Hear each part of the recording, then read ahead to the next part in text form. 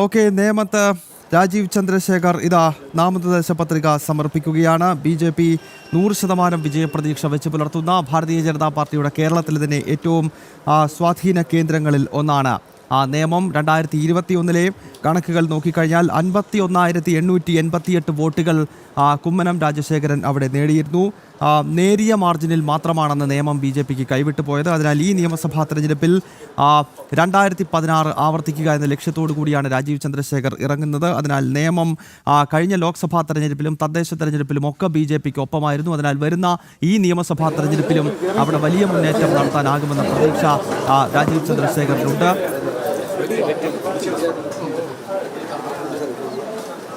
നേരെ നമുക്ക് പാലക്കാട് ഷൊർണൂരിലേക്കൊന്ന് പോകാം. അവിടെ ശംഖു ടി ദാസിനൊപ്പം അരുൺ ആലത്തൂരുണ്ട്. അരുൺ, ശംഖു ടി ദാസ് വലിയ പ്രതീക്ഷയോടുകൂടി മത്സരിക്കുന്ന മണ്ഡലമാണല്ലോ ഷൊർണൂർ.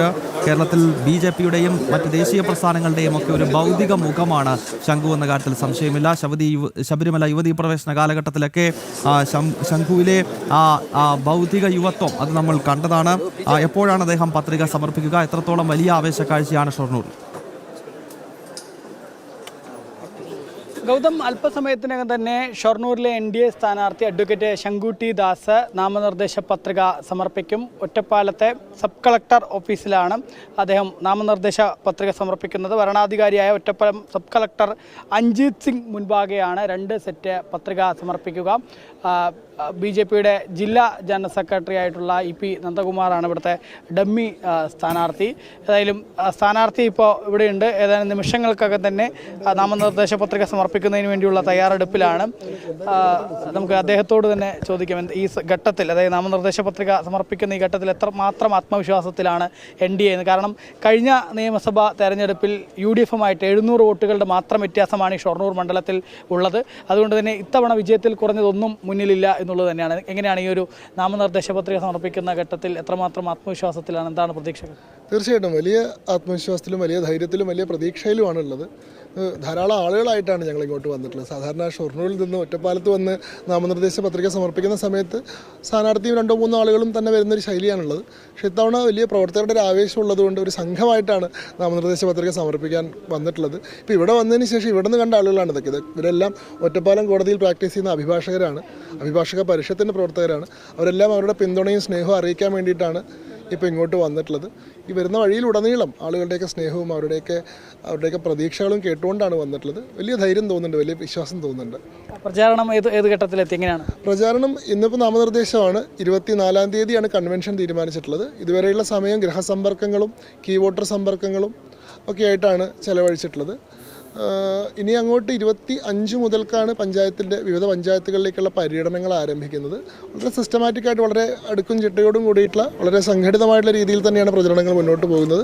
ഇതുവരെയുള്ള പ്രതീക്ഷ വളരെ ഉയരെ തന്നെയാണ്. ഞാൻ നേരത്തെ പറഞ്ഞതുപോലെ ഈ UDF-ഉമായിട്ട് കഴിഞ്ഞ തവണ വെറും 700 വോട്ടുകളുടെ വ്യത്യാസം മാത്രമേ ഉള്ളൂ. ഇത്തവണയാണെങ്കിൽ UDF സ്ഥാനാർത്ഥി നിർണ്ണയമൊക്കെ വളരെ വൈകി. കഴിഞ്ഞ ദിവസമാണ് സ്ഥാനാർത്ഥിയെ പോലെ അവർ നിശ്ചയിക്കുന്ന സാഹചര്യം ഉണ്ടായത്. നിലവിലെ MLA-ക്കെതിരെയാണെങ്കിൽ ഒരുപാട് ആരോപണങ്ങളും പരാതികളും റോഡുകളുടെ വിഷയങ്ങളും ഒക്കെ ആയിട്ട് ഒരുപാട് പരാതികൾ നിലനിൽക്കുന്ന സാഹചര്യമുണ്ട്. NDA സംബന്ധിച്ചിടത്തോളം അതൊക്കെ ഗുണമായി മാറും, വോട്ടർമാർ തിരിച്ചറിയുമെന്നുള്ളത് തന്നെയാണ്. തീർച്ചയായിട്ടും ഷൊർണൂർ മണ്ഡലത്തിൻ്റെ പൊതുവിലുള്ള രാഷ്ട്രീയ സാഹചര്യം NDA-ക്കും BJPക്കും വളരെ അനുകൂലമാണ്. ഇപ്പോൾ MLA-യോ അല്ലെങ്കിൽ UDF-ൻ്റെ കാൻഡിഡേറ്റിനെയോ പറ്റി വ്യക്തിപരമായിട്ടൊരു പരാമർശത്തിന് ഞാൻ മുതിരുന്നില്ല. അവരോട് എല്ലാവരോടും സ്നേഹവും ബഹുമാനവും നിലനിർത്തുന്നു. പക്ഷേ രാഷ്ട്രീയമായി കഴിഞ്ഞ 5 വർഷത്തെ CPM-ൻ്റെ നേതൃത്വത്തിലുണ്ടായിരുന്ന ഭരണം അത് ഷൊർണൂരിന് അർഹിക്കുന്ന വേഗമോ ഷൊർണൂർ അർഹിക്കുന്ന കുതിപ്പോ കൊടുക്കാത്ത, ഷൊർണൂർ അർഹിച്ചിട്ടുള്ള ദൂരത്തിലേക്ക് ഷൊർണൂരിനെ എത്തിക്കാത്ത, ഷൊർണൂരിൻ്റെ വികസന സ്വപ്നങ്ങളെ ഒന്നും സാക്ഷാത്കരിക്കാത്ത ഒരു ഭരണമായിരുന്നു. ഇതിനേക്കാൾ എത്രയോ കൂടുതൽ ഷൊർണൂർ അർഹിച്ചിരുന്നു. കേരളത്തിലെ ഒരു പ്രധാന നഗരം എന്നുള്ള രീതിയിലേക്ക് ഉയരാൻ, അല്ലെങ്കിൽ ആദ്യത്തെ ഉരുക്ക് വ്യവസായം ഉണ്ടായിട്ടുള്ള സ്ഥലമാണ് ഷൊർണൂർ. ഈ കണക്ടിവിറ്റി ഇതിൻ്റെ പ്രധാനപ്പെട്ട ഒരു കാര്യമാണ്. ട്രെയിനിൻ്റെ കണക്ടിവിറ്റി ഉള്ള കേരളത്തിൻ്റെ ദക്ഷിണ കേരളത്തിൻ്റെയും അതേപോലെ തന്നെ വടക്കൻ കേരളത്തിൻ്റെയും ഒരു മധ്യസ്ഥാനം എന്നുള്ള രീതിയിൽ 2 സ്ഥലത്തേക്കും ട്രാൻസ്പോർട്ടേഷൻ വളരെ സൗകര്യമുള്ളൊരു സ്ഥലം, ട്രെയിൻ കണക്ടിവിറ്റി വളരെ കൂടുതലുള്ള സ്ഥലം, ജലലഭ്യത വളരെ കൂടുതലുള്ള, ഈ പുഴയുടെ വളരെ തീരത്ത് നിൽക്കുന്ന സ്ഥലം എന്നൊക്കെയുള്ള രീതിയിൽ വ്യവസായങ്ങൾക്ക് വലിയ സാധ്യതയുള്ളൊരു സ്ഥലമായിരുന്നു. കേരളത്തിൻ്റെ ജംഷഡ്പൂർ ആവേണ്ട സ്ഥലമായിരുന്നു. പക്ഷേ ആ ഉരുക്ക് വ്യവസായങ്ങൾക്ക് എന്താണ് സംഭവിച്ചിട്ടുള്ളത്? ഉണ്ടായിട്ടുള്ളത്. അതേപോലെ തന്നെ സദേൺ റെയിൽവേയുടെ ഏറ്റവും പ്രധാനപ്പെട്ട റെയിൽവേ ഹബ്ബായിട്ടുള്ള റെയിൽവേ ജംഗ്ഷനായിട്ടുള്ള ഒരു സ്ഥലത്തിന് അതിന് ആനുപാതികമായിട്ടുള്ള ഇൻഫ്രാസ്ട്രക്ചർ ഡെവലപ്മെൻറ്റ് ഏത് രീതിയിലാണ് ഉണ്ടായിട്ടുള്ളത്. യുവാക്കൾക്ക് തൊഴിലവസരങ്ങൾ കൊടുക്കുന്നതിന് വേണ്ടിയിട്ടുള്ള ഇൻഫ്രാസ്ട്രക്ചറിൻ്റെ കാര്യത്തിൽ മാത്രമല്ല, ഇൻഫർമേഷൻ ടെക്നോളജിയുടെ കാര്യത്തിലാണെങ്കിലും സ്കിൽ ഡെവലപ്മെൻറ്റിൻ്റെ കാര്യത്തിലാണെങ്കിലും എന്ത് തരത്തിലുള്ള മാറ്റങ്ങളാണ് ഷൊർണൂരിൽ കൊണ്ടുവരാൻ സാധിച്ചിട്ടുള്ളത്. കാർഷിക വൃത്തി പ്രധാനപ്പെട്ട കേരളത്തിൻ്റെ ഒരു കാർഷിക പ്രദേശം. തിരുവനന്തപുരത്ത് നിയമമണ്ഡലത്തിൽ നാമനിർദ്ദേശ പത്രിക സമർപ്പിച്ചതിനു ശേഷം രാജീവ് ചന്ദ്രശേഖർ മാധ്യമങ്ങളെ കാണുന്നു. और मैं देख रहा हूं कि भारतीय जनता पार्टी के कार्यकर्ताओं में जो उत्साह है और उमंग है, और हमारे अध्यक्ष जी जितने ऊर्जा के साथ काम कर रहे हैं, और आपने देखा कि जिस तरह से कार्यकर्ताओं का एक उत्साह यहाँ की सड़कों पर देखने को मिला, मैं विश्वास के साथ कह सकता हूं कि केरल में बहुत कुछ नया होने वाला है और भारतीय जनता पार्टी बहुत ही अच्छा यहाँ प्रदर्शन भी करेगी और जीत भी हासिल भी करेगी. ये मुझे विश्वास है कि भारतीय जनता पार्टी केरल के अंदर एक बहुत बड़ी पार्टी के रूप में भी उभर करके आएगी. ऐसा मुझे कार्यकर्ताओं का उत्साह और जो उमंग है और यहाँ की जो जनता चाहती है वो दिख रहा है. इसलिए मैं आप सभी को बहुत बहुत शुभकामनाएं देता हूँ और माननीय अध्यक्ष जी को भी बहुत बहुत शुभकामनाएं देता हूँ. थैंक यू मुख्यमंत्री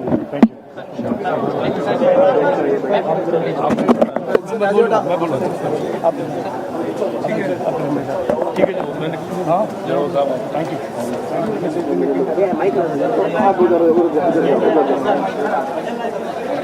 നേമത്ത് രാജീവ് ചന്ദ്രശേഖർ പത്രികാ സമർപ്പണത്തിന് ശേഷം പുറത്തേക്ക് ഇറങ്ങുകയായിരുന്നു. അദ്ദേഹത്തിനൊപ്പം രാജസ്ഥാൻ മുഖ്യമന്ത്രി ഭജൻലാൽ ശർമ്മയും ഉണ്ടായിരുന്നു. കേരളത്തിൽ BJP വലിയ മുന്നേറ്റം നടത്തുമെന്ന് അദ്ദേഹം പ്രതികരിച്ചു.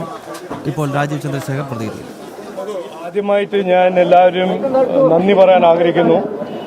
എൻ്റെ ഒപ്പം ഈ നോമിനേഷൻ ഫയൽ ചെയ്യാൻ എത്രയോ പ്രവർത്തകരും ജനങ്ങൾ എൻ്റെ ഒപ്പം വന്നു. എനിക്ക് ഒരു ആത്മവിശ്വാസവും അവരുടെ പിന്തുണയിൽ നിന്ന് കിട്ടി. അതൊന്ന്. രണ്ടാമത്തത് ഞാൻ പറയാൻ ആഗ്രഹിക്കുന്നത്, എനിക്ക് ഇന്നും ഓർമ്മയുണ്ട്, മാർച്ച് 7 2024 ഞാൻ ഇവിടെ വന്നപ്പോൾ ഒരു പുതിയ സ്ഥാനാർത്ഥിയായിട്ട് വന്നതായിരുന്നു. എന്നിട്ടും ആ 35 ദിവസത്തിൽ ഞാൻ ക്യാമ്പയിൻ ചെയ്തിട്ട് എനിക്ക് നേമത്തിൽ നിന്ന് കിട്ടിയ പിന്തുണയും സ്നേഹവും ഞാൻ ഇലക്ഷൻ കഴിഞ്ഞിട്ട് ഞാൻ പറഞ്ഞ കാര്യമാണ്, ഇന്നും പറയുന്നു. ഞാൻ അന്നും പറഞ്ഞതാണ്, ഞാൻ മറക്കില്ല. ഒരു കടപ്പാടായിട്ട് ഞാൻ കാണുന്നു. അപ്പോൾ ഇന്ന് എനിക്ക് പാർട്ടി ഈ അവസരം തരുമ്പോൾ ഞാൻ പറയാൻ ആഗ്രഹിക്കുന്നത്, നേമത്തിൻ്റെ ജനങ്ങൾക്ക് വേണ്ടി ഞാൻ ഒരു അവസരം കിട്ടിയാൽ അധ്വാനിക്കും.